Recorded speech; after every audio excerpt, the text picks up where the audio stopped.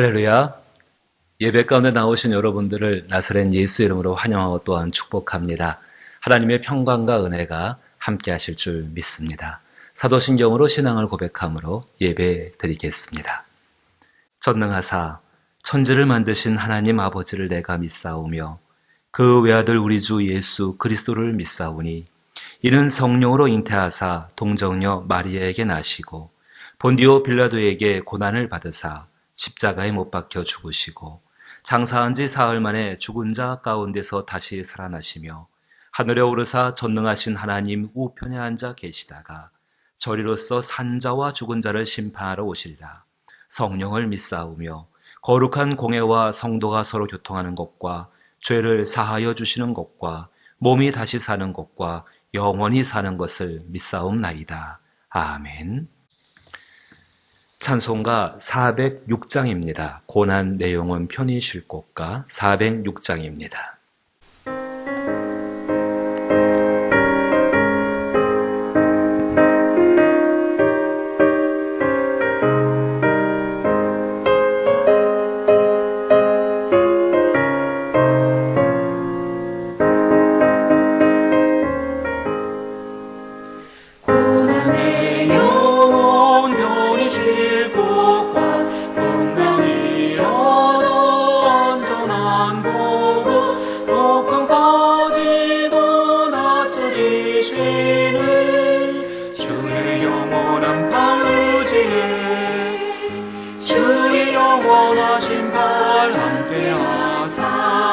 항상 나를 붙드시니 어느 곳에 가든지 요동하지 않음은 주의 팔을 의지함이라. 세상 친구들 나를 버려도 예수는 함께 동행함으로 주의 은혜가 충만하리니 주의 영원한 발 의지에 주의 영원하신 발 함께하사 항상 나를 붙드시니 어느 곳에 가든지 요동하지 않음은 주의 발을 의지함이라.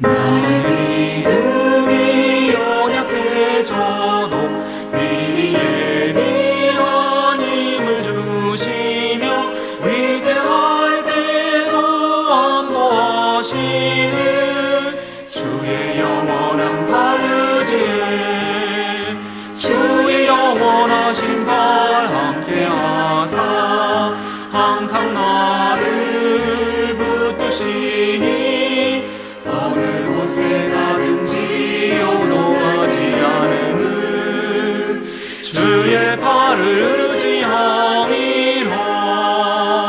능지 못한 것 주께 없으니 나의 일생을 주께 맡기며 나의 모든 짐 대신 지시는 주의 영원한 발 의지에 주의 영원하신 발 함께하사 항상 나를 붙드시니 어느 곳에 가든지 요동하지 않음은 주의 발을 의지함이라.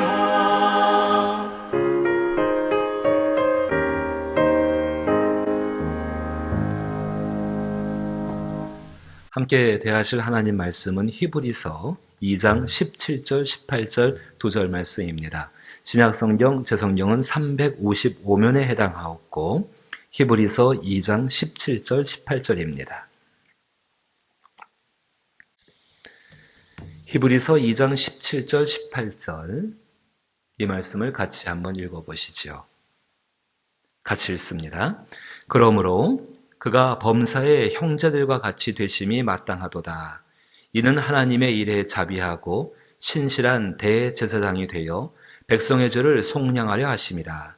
그가 시험을 받아 고난을 당하였은즉 시험 받는 자들을 능히 도우실 수 있느니라. 아멘. 기도합니다. 하나님 말씀은 우리 발의 등이요 고난받는 자에게 율례가 되는 줄로 압니다. 그 말씀 앞에 나와 예배하는 하나님의 귀한 분들을 기억하시게 되기를 원합니다. 진실로 말씀 가운데에 생명의 길을 찾게 하여 주옵시고 지금을 견디고 이겨내며 다른 사람을 세워줄 수 있는 능력을 얻게 하여 주시옵소서. 그 말씀을 깨달아 알게 되기를 원합니다. 하나님의 성령이 이 말씀을 깨달아 알게 하시고 주 앞에 온전한 자요 주 앞에 능력 있는 자로 저희를 세워 주옵소서. 예수님 이름으로 기도하옵나이다. 아멘. 대구에 있는 분하고 전화 한 통화 했습니다. 개인 택시를 운행하시는 분이신데 확진 판정을 받으셨다고 하시네요. 벌써 댁에서 이렇게 계신 지가 시간이 한 일주일은 지난 것 같습니다. 근데 이분이 저한테 그런 말씀을 하시는 거예요. 안부차, 위로차 전화했는데 격리되는 것들, 지금 아픈 거, 잠깐 아픈 건 견뎌낼 수가 있는데 이것이 끝나고 난 다음에 어떻게 살아야 할지 답답합니다.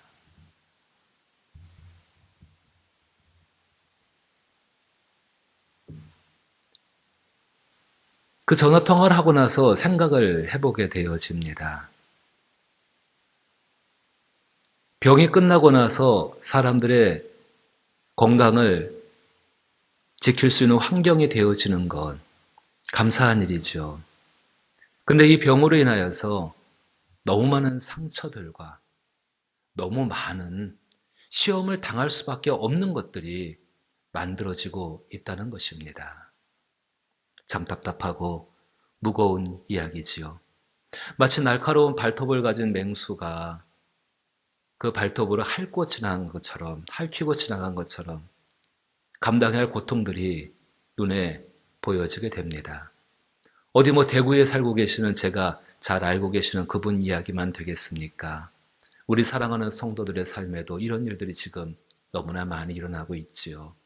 여러 가지 일들로 인하여서 분명히 이 일이 코로나19가 지나간 다음에 어떻게 살아야 되나, 어떻게 내 이런 것들을 영위해 나갈 수 있을까 염려가 들 수밖에 없습니다. 하나님 말씀을 의지하는 것이 필요할 것입니다.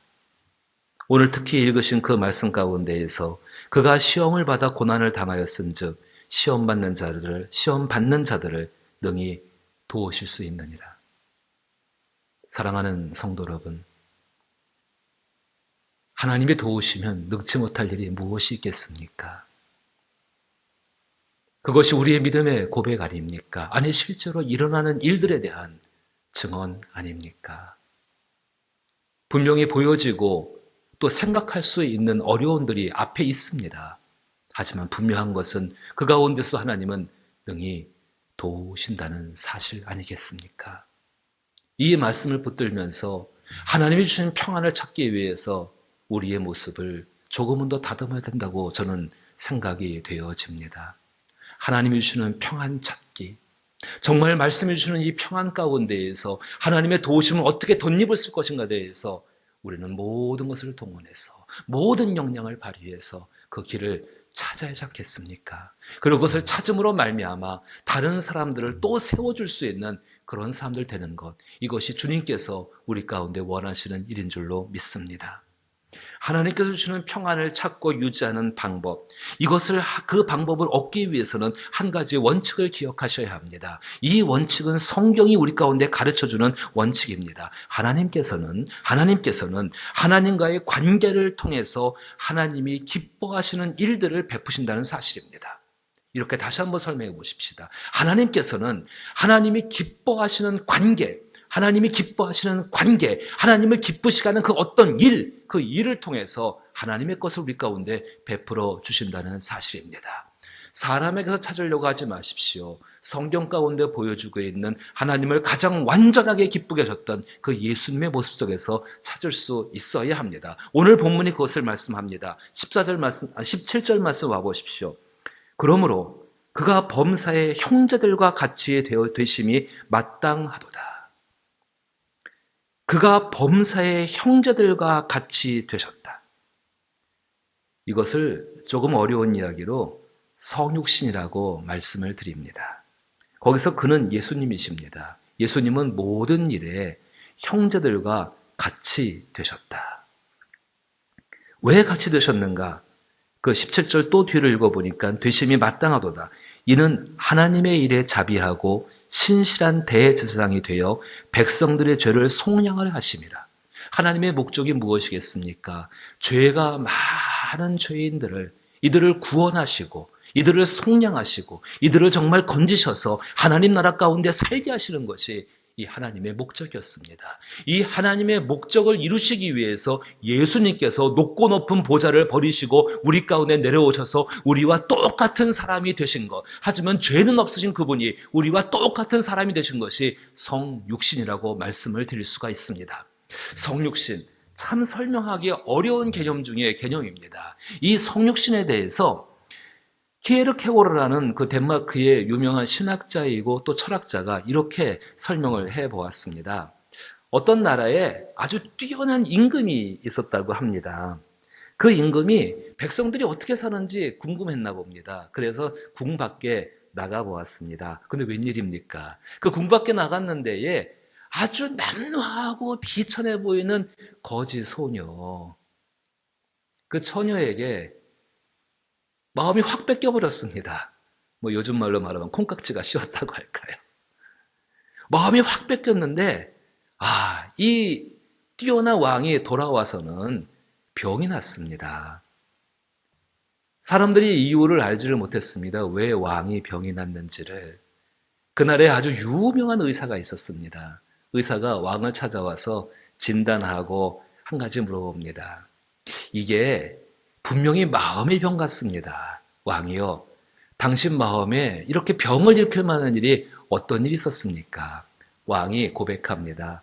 내가 궁 밖에 나갔는데 정말 내 마음을 싹 빼앗아가 버린 한 소녀가 있는데 그 소녀는 거지 처녀예요. 그 의사가 이야기합니다. 아니 그럼 왕께서 그냥 그 처녀를 갖다가 불러서 왕비로 삼으시면 되지 않습니까? 그게 뭐 어렵겠습니까, 왕한테. 근데 왕이 이렇게 이야기합니다. 네, 내가 그 처녀의 몸은 데려올 수 있지요. 근데 그 처녀의 마음까지는 내가 왕이라도 데려올 수가 없는 거 아니겠습니까? 마음은 못 가져온다는 이야기죠. 그래서 근심하고 그것 때문에 병이 난 겁니다. 의사가 한동안 고민하다가 왕에게 이렇게 조언합니다.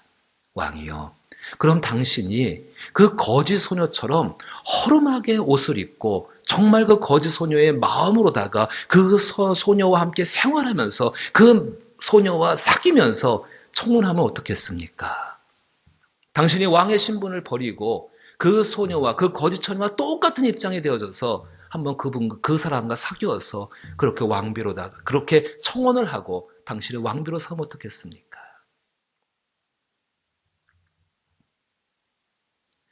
성육신을 설명할 때 그렇게 설명되어집니다. 뛰어난 왕이 거지 처녀의 마음을 얻기 위해서 자기의 모든 것을 버리고 그 거지 처녀와 그 거지 소녀와 같은 모습이 되어져서 그 소녀와 함께 삶을 살면서 마음을 얻게 되어지는 것.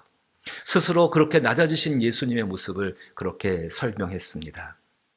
하나님께서 참으로 기뻐하시는 하나님과의 관계는 예수님처럼 하나님께서 사랑하시는 사람들을 하나님께 얻어드리기 위해서 자기 자신을 스스로 낮추는 삶이라고 말씀을 드릴 수 있습니다. 예수께서 성육신 하셔서 이 땅에 계시는 동안에 하나님의 평안과 도움으로 충만했던 것은 정말로 그 삶을 사심으로 말미암아 하나님의 뜻을 이루어 드리기 때문에 그러합니다. 오늘 말씀 다시 한번 읽어보십시다. 그러므로 그가 범사의 형제들과 같이 되심이 마땅하도다. 이는 하나님의 일에 자비하고 신실한 대제사장이 되어 백성의 죄를 속량하려 하심이라. 그가 시험을 받아 고난을 당하였은즉 시험 받는 자들을 능히 도우실 수 있느니라. 어떤 일 때문에 시험받을 것인가를 결정하셔야 합니다. 어떤 일 때문에 내가 수고할 것인가를 결정하셔야 합니다. 우리의 삶을 하나님이 돌보시는 줄로 믿습니다. 그렇다면 우리의 삶을 정말로 낮추어서 더 소외받고 더 힘들고 더 절박한 상황 가운데 사람들과 마음이 동하여서 그들과 함께 그들을 세우기 위해서 애쓸 수 있는 것, 그들을 정말 얻어서 하나님께 드릴 수 있는 일 가운데 힘쓸 수 있다라고 한다면 하나님이 그분들의 인생 가운데에, 그분들의 길 가운데에 선하신 도우심과 능력을 주실 줄로 믿는 것입니다. 우리나라 속담에 그런 속담이 있죠. 내 코가 석자인데 그리스도인들에게는 적절하지 않습니다. 우리의 고난을 도우시는, 이미 우리와 똑같이 되셔서 이 모든 고통들을 함께 겪고 계시는 그리스도 예수가 함께 하시는 줄로 믿습니다. 그 예수님을 말미암아 이 고난을 넉넉히 이겨낼 줄로 믿습니다. 이 가운데 반드시 우리가 세워야 되는 하나님과의 깊은 관계는 아들이 성육신 하셔서 정말로 죄인들을 구원하기 위해서 자기 자신을 오늘 본문 말씀 그대로 자비하고 신실한 모습으로 갖춰가셨던 것처럼 우리에게도 그 일을 요구하고 계신다는 것입니다. 그 속에서 하나님이 주시는 평안들, 예수 그리스도가 이 땅 가운데 모든 사역을 감당하시면서 누리셨던 하나님의 평안들과 하나님의 능력들을 우리도 얻게 되는 줄로 믿습니다. 그 일을 행할 수 있기를 주의 이름으로 부탁을 드립니다. 기도는 그렇게 마음을 낮추는 것으로부터 시작되게 될 것입니다. 자기 자신을 낮추어서 저들의 마음을 얻고 저들의 영혼을 얻기 위해서 주 앞에 기도할 때에 하나님이 또 그 일들을 위해서 무엇이 필요한지를 알려주실 것이고 그 일을 통해서 한날을 하나님의 능력 가운데 살아가게 될 줄로 믿습니다. 대구에 있는 분하고 통화의 마지막 부분에 제가 떠오른 말씀이 이 말씀이었습니다. 그가 시험을 받아 고난을 당하였은즉 시험 받는 자들을 능히 도우실 수 있느니라. 시험 받는 자를, 고난 가운데 있는 자를 그가 고난을 받으셨으므로 능히 도우실 수 있느니라. 그리고 조심스럽게 부탁드렸습니다. 어려우시지만은 주변에 있는 사람들을 한번 살펴보십시오. 하나님이 당신에게 일할 수 있는 길들이 열릴 줄로 믿습니다. 이것이 오늘 우리 성도들을 향한 하나님의 음성인 줄로 믿습니다. 아버지 하나님, 우리가 고난당하고 있을 때에, 시험받고 있을 때에 능히 도우실 수 있는 줄로 믿습니다. 그 선한 은혜를 붙들고 오늘을 살아가며 내일을 염려하지 않게 하여 주시옵소서. 오히려 우리가 돌봐야 될 것은 우리가 얼만큼 하나님과의 관계 속에서 합당했는가를 돌아보게 하여 주시옵소서. 특별히 예수께서 우리 가운데 보여주신 자신을 낮추신 성육신의 모습으로 우리 삶 주변에 있는 사람들을 살피게 하옵실 때에 그 가운데 하나님의 능력의 일들이 나타나게 하여 주시옵소서. 아버지 하나님, 그리스도 예수가 이 땅에 계실 때 누리셨던 평안들과 위로가 정말로 우리 죄인들을 구원하시는 그 마음 가운데부터 시작된 것임을 믿습니다. 저희들도 다른 사람을 위하여 자기 자신을 낮추며 돌볼 수 있게 하옵실 때에 하나님께서 베푸시는 큰 평강과 위로를 경험할 수 있는 저희들 되게 하여 주옵소서. 오 능력 많으신 아버지 하나님, 사랑하는 성도들 지켜주실 줄로 믿습니다. 그 생명사기로 싸매시며 그 능력 있는 것들로 함께 하실 줄로 믿습니다. 흉악한 전염병의 소문들이 우리들 가까이 와 있는데 주의 능력 있는 손으로 사랑하는 성도들을 지키시고 보호하시고 인도하여 주시어서 한날을 주의 평안 가운데 살게 하여 주옵시고 내일을 염려하는 것이 아니라 오늘 자기 자신을 하나님 앞에 세우는 일 가운데에 최선을 다하게 하여 주옵소서. 더 크신 도움을 베푸시는 하나님의 손길이 함께 하시기를 간절히 원하오며 이제는 주 예수 그리스도의 크신 은혜와 하나님 아버지의 놀라우신 사랑과 성령님의 교통하심에 역사하시는 충만한 은총과 위로가 성육신하신 그리스도 예수를 본받아 오늘을 살아감으로 하나님의 능력의 통로요, 평강의 통로가 되기로 작정하는 모든 성도들 심령과 이들이 거처하는 모든 장막과 또 손대어 행하는 일들과 교회 위에 나라 위에 이제로부터 영원토록 함께 계실지어다. 아멘. 구역장님들이 보내주신 기도의 제목을 가지고 꼭 기도하실 수 있게 되기를 원합니다. 기도의 제목을 자세히 읽으시며 기억하시며 또 보고 기도하셔도 괜찮습니다. 꼭 기도를 부탁드립니다. 함께 기도하겠습니다.